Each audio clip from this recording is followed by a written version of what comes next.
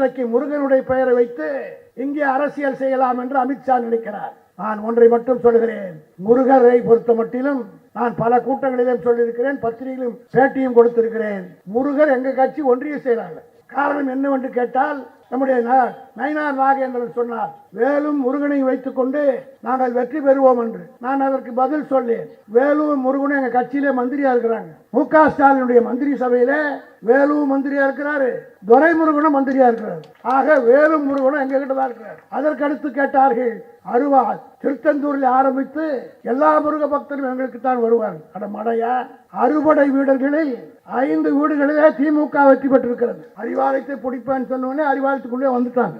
இதுக்கு மேல நான் சொல்ல விரும்பல, நிறைய விஷயங்கள் இருக்கு. திமுகவை எவன் பழித்தாலும் சரி, எவன் சீண்டி பார்த்தாலும் சரி, அவனுக்கெல்லாம் கேடுகாலம் நெருங்குதுன்னு அர்த்தம். பேசுவதற்கு ஒரு யோகிதை வேண்டும். எங்கள் தலைவர் தளபதியை பற்றி பேசுவதற்கு தமிழ்நாட்டில் எந்த தலைவனுக்கு யோகிதை இருக்கிறது? வடபுலத்திலே ராமரை வைத்து பிஜேபி ஓட்டு வாங்கலாம் என்று நினைத்து 10 ஆண்டு காலம் ஆட்சியிலே ஒரு ராமருக்குத்தான் கோயில் கட்டினார்கள். பெரிய ஆர்ப்பாட்டத்தோடு நடத்தினார்கள். பல்லாயிரம் கோடி ரூபாய் கொண்டு போய் கொட்டினார்கள்.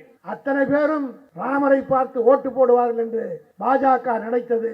ஆனால் 2024 எந்த அயோத்தியில் ராமர் கோயிலை கட்டினார்களோ அதே அயோத்தியில் பாஜக தோற்கடிக்கப்பட்டது என்பதை நீங்கள் மறந்துவிடக் கூடாது. மக்கள் நம்மோடு இருக்கிறார்கள். அது எடப்பாடி அல்ல, அமித்ஷா அல்ல, எவன் வந்து செய்தாலும் சரி, திமுகவை தொட்டு கூட பார்க்க முடியாது என்பதை நான் தெளிவாகவே சொல்ல விரும்புகிறேன். நேற்று பிறந்த ஒருத்தன் திடீர்னு புது கட்சி ஆரம்பிச்சிருக்கிறான். அவன் அப்பனுக்கே சோறு போடாதவன். அப்பனுக்கே சோறு போடாதவெல்லாம் நாட்டை காப்பாற்றுவானா? இவ்வளவு தாய்மார்கள் இருக்கீங்க, நீங்க தான் பதில் சொல்லணும். அப்பனே அவன் என் அப்பா இல்லைன்னு சொல்லிட்டு வீட்டை விட்டு வெளியே வச்சிருந்த ஒருத்தன் கட்சி ஆரம்பிச்சிருக்கான். அவன் பின்னாடி இங்க கூட வைத்திய சொன்னார், அவருக்கு ஏதோ பதவி கொடுக்க போறான். ஒன்று மட்டும் சொல்றேன், எல்லாரையும் பார்த்து இந்த 75 வருஷத்துல எம்ஜிஆரையே முழுங்கிய கட்சி திராவிட முன்னேற்ற கழகம் வாழ்ந்துறாரு. தளபதி சுற்றுப்பயணம் போகிற போது பார்க்கிறோம், தாய்மார்கள் ஓடி வந்து தலைவரை வரவேற்பதற்கு காரணம் இந்த ஆட்சியில்தான் அவர்கள் நிம்மதியாக இருக்கிறார்கள். இந்த ஆட்சியில்தான் அவர்கள் எல்லா வகையான வசதியும் பெற்றிருக்கிறார்கள். அக்னி நியூஸ் சர்வீஸ் என்ற அந்த கருத்து கணிப்பாளர்கள் 10 நாளைக்கு முன்பாக தன்னுடைய கருத்து கணிப்பை வெளியிட்டிருக்கிறார்கள். தமிழ்நாட்டிலே தளபதி மு.க. ஸ்டாலினுடைய ஆட்சிக்கு 100க்கு 71% குறிப்பாக பெண்கள் 100க்கு 90 பேர் மு.க. ஸ்டாலினுக்குத்தான் வாக்களிப்பார்கள் என்று அந்த கருத்து கணிப்பு தெளிவாக சொல்கிறது. திராவிட முன்னேற்ற கழகத்தை பொறுத்த மட்டிலும் இன்றைக்கு தமிழகத்திலே எல்லா கருத்து கணிப்புகளும், இங்கே ஒப்பிலாமணி அவர்கள் அயோலா கல்லூரியினுடைய கருத்து கணிப்பை பற்றி சொன்னார். அகில இந்திய அளவிலே 2024 நடைபெற்ற பாராளுமன்ற தேர்தலில் எல்லா டிவிக்களும், எல்லா பத்திரிகைகளும், கருத்து கணிப்புகளும் 400 இடத்திலே பாஜக கூட்டணி வெற்றி பெறும் என்று சொன்னார்கள். ஆனால் ஒரே ஒரு நிறுவனம் மட்டும்தான் தெளிவாக சொன்னார்கள், மோடி அவர்கள் மைனாரிட்டி ஆட்சியை தான் அமைப்பார், அவரால் 250 தாண்ட முடியாது என்ற நிலையை எடுத்து சொன்னார். அந்த கருத்து கணிப்பு உண்மையானது என்பதை நீங்கள் எல்லாம் நன்றாக அறிவீர்கள். அயோத்தியிலேயே பாஜக வெற்றி பெற முடியவில்லை. அதே கருத்து கணிப்பை கூறிய அக்னி நியூஸ் சர்வீஸ் என்ற அந்த கருத்து கணிப்பாளர்கள் 10 நாளைக்கு முன்பாக தன்னுடைய கருத்து கணிப்பை வெளியிட்டிருக்கிறார்கள். தமிழ்நாட்டிலே தளபதி மு.க. ஸ்டாலினுடைய ஆட்சிக்கு 100க்கு 71% குறிப்பாக பெண்கள் 100க்கு 90 பேர் மு.க. ஸ்டாலினுக்குத்தான் வாக்களிப்பார்கள் என்று அந்த கருத்து கணிப்பு தெளிவாக சொல்கிறது. அது மட்டுமல்ல, பர்சன்டேஜ் ஆஃப் ஓட் 45% வாக்கு திராவிட முன்னேற்ற கழகத்திற்கு குறையாமல் விழும், அதற்கு மேலும் விழுவதற்கு வாய்ப்பு இருக்கிறது. அதற்கு அடுத்து ஏறத்தாழ 10-15% குறைவாகத்தான் பாஜக அதிமுக கூட்டணிக்கு இருக்கிறது. ஆக இதை நான் சொல்வதற்கு காரணம், கழக தோழர்கள் எல்லாம் இதை உணர வேண்டும். மக்கள் நன்றாக இருக்கிறார்கள். ஆட்சியின் சாதனைகளை மக்கள் ஏற்றுக்கொண்டிருக்கிறார்கள். நானும் ஏறத்தாழ 60 ஆண்டு காலத்துக்கு மேலாக திராவிட முன்னேற்ற கழகத்திலே இதே ஆலந்தூரிலே பணியாற்றி வருகிறேன். 5 முறை 6 முறை ஆட்சியில் இருந்திருக்கிறோம்.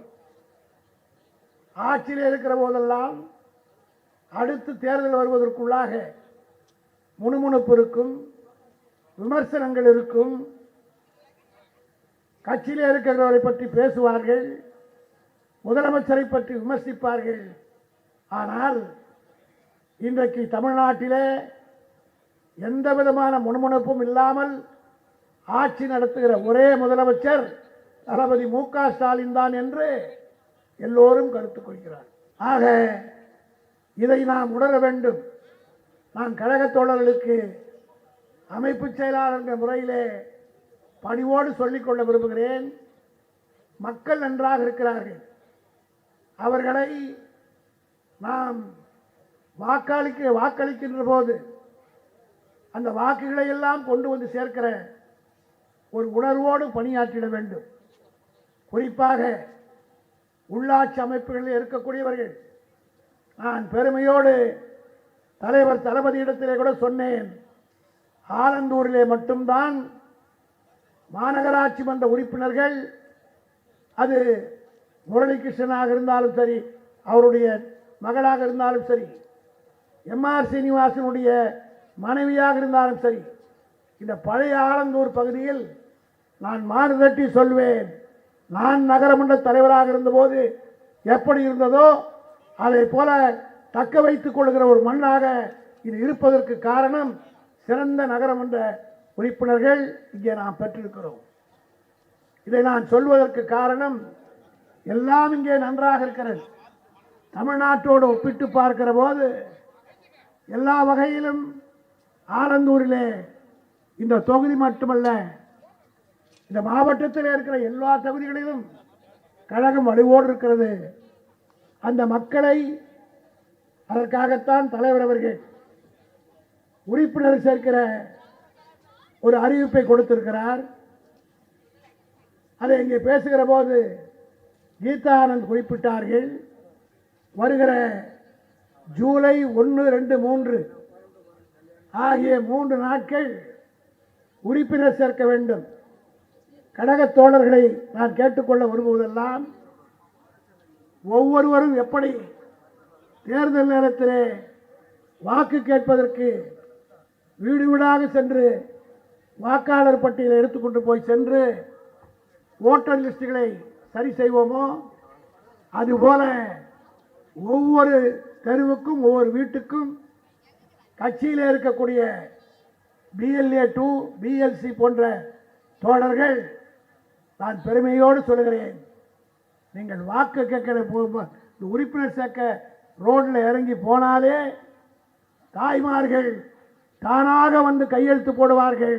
காரணம், தளபதி மு.க.ஸ்டாலின் கொடுக்கிற அத்தனையும் முழுமையாக அனுப்பி வைக்கக்கூடிய பெண்கள் நான் கிராமப்புறத்திலே பார்க்கிறேன். தளபதி சுற்றுப்பயணம் போகிற போது பார்க்கிறோம், தாய்மார்கள் ஓடி வந்து தலைவரை வரவேற்பதற்கு காரணம், இந்த ஆட்சியில்தான் அவர்கள் நிம்மதியாக இருக்கிறார்கள். இந்த ஆட்சியில்தான் அவர்கள் எல்லா வகையான வசதியும் பெற்றிருக்கிறார்கள். ஆகவே கழக தோழர்களை பயன்படுத்தி, அதிலும் குறிப்பாக ஆலந்தூரில் தான் அதிகமான உறுப்பினர்கள் சேர்த்தோம் என்ற பெருமையை நம்முடைய கழக தோழர்கள் தேடிக் கொடுக்க வேண்டும். காரணம் என்னவென்று கேட்டால், இந்த மண் என்றைக்கும் திராவிட முன்னேற்ற கழகத்தின் மண்ணாக இன்றைக்கு நேற்றல்ல, 1957 இருந்து வருகிற ஒரு பகுதி. ஆக அப்படிப்பட்ட பகுதியிலே பணியாற்றக்கூடிய கழக தோழர்கள், கடமை உணர்ச்சியோடு பணியாற்றக்கூடிய அந்த நண்பர்கள் 1, 2, 3 ஆகிய 3 நாட்களில் உறுப்பினர்கள் சேர்க்க வேண்டும். யாரை பற்றியும் நான் கவலைப்பட வேண்டியதில்லை. இங்கே கூட பாஜக அதிமுக கூட்டணி பற்றி இங்கே கருத்து தெரிவித்தார்கள். ஒன்றை மட்டும் நான் தெளிவாக சொல்கிறேன், வடகுளத்திலே ராமரை வைத்து பிஜேபி ஓட்டு வாங்கலாம் என்று நினைத்து 10 ஆண்டு காலம் ஆட்சியிலே ஒரு ராமருக்குத்தான் கோயில் கட்டினார்கள், பெரிய ஆர்ப்பாட்டத்தோடு நடத்தினார்கள். பல்லாயிரம் கோடி ரூபாய் கொண்டு போய் கொட்டினார்கள். அத்தனை பேரும் ராமரை பார்த்து ஓட்டு போடுவார்கள் என்று பாஜக நினைத்தது. ஆனால் 2024 எந்த அயோத்தியில் ராமர் கோயிலை கட்டினார்களோ அதே அயோத்தியில் பாஜக தோற்கடிக்கப்பட்டது என்பதை நீங்கள் மறந்துவிடக்கூடாது. ஏன் இதை குறிப்பிடுகிறேன் என்று சொன்னால், இன்றைக்கு முருகனுடைய பெயரை வைத்து இங்கே அரசியல் செய்யலாம் என்று அமித்ஷா நினைக்கிறார். நான் ஒன்றை மட்டும் சொல்கிறேன், முருகரை பொறுத்த மட்டிலும் நான் பல கூட்டங்களிலும் சொல்லியிருக்கிறேன், பத்திரிகையிலும் பேட்டியும் கொடுத்திருக்கிறேன். முருகர் எங்க கட்சி ஒன்றிய செயலாளர். காரணம் என்னவென்று கேட்டால், நம்முடைய நயினார் நாகேந்திரன் சொன்னார், வேலும் முருகனை வைத்துக் கொண்டு நாங்கள் வெற்றி பெறுவோம் என்று. நான் அதற்கு பதில் சொல்லேன், வேலும் முருகனும் எங்கள் கட்சியிலே மந்திரியா இருக்கிறாங்க. மு.க. ஸ்டாலினுடைய மந்திரி சபையில வேலு மந்திரியா இருக்கிறாரு, துரைமுருகனும் மந்திரியா இருக்கிறார். ஆக வேலும் முருகனும் எங்க கிட்ட தான் இருக்கிறார். அதற்கடுத்து கேட்டார்கள், திருச்செந்தூரில் ஆரம்பித்து எல்லா முருக பக்தரும் எங்களுக்கு தான் வருவார்கள். அட மடையா, அறுபடை வீடுகளில் 5 வீடுகளிலே திமுக வெற்றி பெற்றிருக்கிறது. Tiruchendur MLA Anitha Radhakrishnan, Palani MLA Senthil, IP Senthil, Tiruttani MLA நம்ம சந்திரன், இந்த சந்திரன் இல்ல, திருத்தணி சந்திரன். அதே போல வடபழனி ஜே கருணாநிதி, சாமிமலை எடுத்துக்கொண்டால் அன்பழகன், திருப்பரங்குன்றம் மட்டும் கொஞ்சம் நம்ம விட்டு போனதற்கு காரணம் நம்ம நிக்கல. ஆக 60 வீடுகளில் 5 படையும் நம்ம கிட்ட இருக்கு. வேலும் நம்ம கிட்ட மந்திரியா இருக்காரு, முருகன் தான் இந்த கட்சிக்கே பொதுச் செயலாளர். ஆக நீ எவ்வளவு பெரிய மாநாடு நடத்தினாலும் ஒரே கூட்டம் போட்டு மொத்தத்தை எங்க பக்கம் இழுத்துருவோம். ஆக முருக பக்தர்கள் நம்ம கிட்ட இருக்கிறார்கள், எல்லா பக்தரும் இருக்கிறார்கள். அதே போல எல்லா மத தலைவர்கள் இருக்கிற இடத்துலையும் திமுக தான் ஜெயிச்சிருக்கு. வேளாங்கண்ணிலையும் திமுக தான் ஜெயிச்சிருக்கு, நாகூர்லையும் திமுக தான் ஜெயிச்சிருக்கு. ஆக எல்லோரும் நம்மோடு இருக்கிறார்கள், மக்கள் நம்மோடு இருக்கிறார்கள். அது எடப்பாடி அல்ல, அமித்ஷா அல்ல, எவன் வந்து செய்தாலும் சரி திமுகவை தொட்டு கூட பார்க்க முடியாது என்பதை நான் தெளிவாகவே சொல்ல விரும்புகிறேன். அமித்ஷா வர்றாராம். நேற்று கூட பத்திரிகையாளர் என்னை கேட்டார்கள், போன மாதம் வந்தார், இந்த மாதம் வந்தார், அடுத்த மாதம் 8ஆம் தேதி வருகிறார். ஒவ்வொரு முறையும் அமித்ஷா வர்ற போது 1 லட்சம் ஓட்டு திமுக கூடுமே தவிர குறையாது. காரணம் என்னவென்று கேட்டால், நரேந்திர மோடி பாராளுமன்ற தேர்தலில் 8 முறை தமிழ்நாட்டுக்கு வந்தார். 1 முறை 2 முறை அல்ல, 8 முறை வந்தார். தமிழ்நாட்டில் எப்படியும் வெற்றி பெற வேண்டும் என்பதற்காக அவர் போட்டியிட வாரணாசி தொகுதியே தேர்தல் கமிஷனோட ஒப்பந்தம் போட்டுட்டு கடைசி நாள் தேர்தலை வச்சார். தேர்தல் நடக்கிற அன்னைக்கு இங்க ராமேஸ்வரம் கோயிலில் வந்து உட்கார்ந்துக்கிட்டு தவம் கிடந்தார். அத்தனைக்கும் பிறகு 8 முறை மோடி வந்த பிறகு 39 இருந்தது, 40 உயர்ந்ததை ஒழிய குறைந்து விடவில்லை. ஆக அமித்ஷா எத்தனை முறை வந்தாலும் சரி, எடப்பாடி யாரோடு வந்தாலும் சரி, நேற்று பிறந்த ஒருத்தன் திடீர்னு புது கட்சி ஆரம்பிச்சிருக்கிறான். அவன் அப்பனுக்கே சோறு போடாதவன், அப்பனுக்கே சோறு போடாதவெல்லாம் நாட்டை காப்பாற்றுவானா? இவ்வளவு தாய்மார்கள் இருக்கீங்க, நீங்க தான் பதில் சொல்லணும். அப்பனே அவன் என் அப்பா இல்லைன்னு சொல்லிட்டு கூட்டு விட்டு வெளியே வச்சிருந்த ஒருத்தன் கட்சி ஆரம்பிச்சிருக்கான்.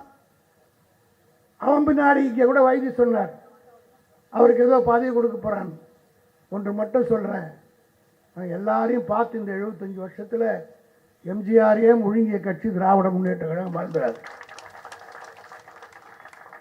அறிவாலயத்தை பிடிப்பேன்னு சொன்னோடனே அறிவாலயத்துக்குள்ளே வந்துட்டாங்க. இதுக்கு மேல நான் சொல்ல விரும்பல, நிறைய விஷயங்கள் இருக்கு. ஆக திமுகவை எவன் பழித்தாலும் சரி, எவன் சீண்டி பார்த்தாலும் சரி, அவனுக்கெல்லாம் கேடுகாலம் நெருங்குதுன்னு அர்த்தம். பேசுவதற்கு ஒரு யோகிதை வேண்டும். எங்கள் தலைவர் தளபதியை பற்றி பேசுவதற்கு தமிழ்நாட்டில் எந்த தலைவனுக்கு யோகிதை இருக்கிறது? ஆக நான் கழக தோழர்களெல்லாம் கேட்டுக்கொள்ள விரும்புகிறேன். ஒவ்வொரு வீதி வீதியாக செல்லுங்கள். ஒரு வார காலம் எல்லா பணியும் ஒதுக்கிவிட்டு உறுப்பினர் எண்ணிக்கை சேர்த்து தளபதி அவர்கள் வகுக்கிற பாதையில் ஒரு வார காலமாக ஒவ்வொரு ஒன்றிய செயலாளர், நகர செயலாளரை தனித்தனியாக பார்க்கிறார் தலைவர். இந்திய வரலாற்றில் எந்த தலைவனுமே செய்யாததை தளபதி மு.க. ஸ்டாலின் செய்திருக்கிறார். மனவிட்டு 2 பேரும் பேசிக்கிறாங்க. ஒன்றிய செயலாளர், நகர செயலாளர் 1 to 1 மனசில் இருக்கிற தலைவர் சொல்றார்கள். தலைவர் சொல்வதை கேட்டுக்கொண்டு போகிறார்கள். அடுத்த நாள் இந்த ஊரில் பார்த்தா வேக வேகமாக கட்சி பணியாற்றி கொண்டிருக்கிறார்கள். ஆக தலைவனுக்கும் தொண்டனுக்கும் இடையிலே யார் குறுக்கே நின்றாலும் அதை பற்றி தளபதி கவலைப்படவில்லை. நான் நேரடியாக என் கட்சிக்காரனை, என் தொண்டனை நான் சந்திப்பேன் என்று சொல்லி இன்றைக்கு பேசிக் கொண்டிருக்கிறார். 3.5 மணி நேரம் உட்கார்றார். நாங்கள் 2 பேர் தான், அவர் கூட நான் மட்டும்தான் உட்காந்துருக்கேன். எப்படி தான் முடியுதுன்னு தெரியல. 3.5 மணி வரையில் உட்காந்து 3.5 மணி நேரம் ஒவ்வொரு தொண்டனையாக சந்தித்து பேசுகிறார். அப்படி பேசுகிற போது அவன் முகத்திலே இருந்து வருகிற சிரிப்பை பார்த்து விட்டு தளபதி சொல்றார், எனக்கு இதை விட மருந்து வேறு ஒன்றுமே தேவையில்லை என்று உணர்ச்சி வசப்பட்டு பேசுகிறார். ஒரு டீ காஃபி கூட கொடுக்காம 3.5 மணி நேரம் உட்காந்து பேசுகிறார். என்ன காரணம் என்றால் அப்படி வளர்ந்த கட்சி, அப்படிப்பட்ட கட்சி. அதை இன்னைக்கு காப்பாற்றக்கூடிய ஒரு அற்புதமான தலைவர் தான் நம்முடைய தளபதி அவர்கள். அவர் காட்டுகிற வழியிலே நாம் அனைவரும் சென்று அவர் விரும்பியதை போலவே 2024 234 தொகுதிகள் இங்கே வைதி குறிப்பிட்டதை போல அது நம்முடைய லட்சியம். ஆனால் நிச்சயமாக 200 தொகுதியில் வெற்றி பெறுவோம் என்ற சபதத்தை ஒவ்வொருவரும் ஏற்க வேண்டும் என்று கேட்டு விடைபெறுகிறேன். நன்றி, வணக்கம்.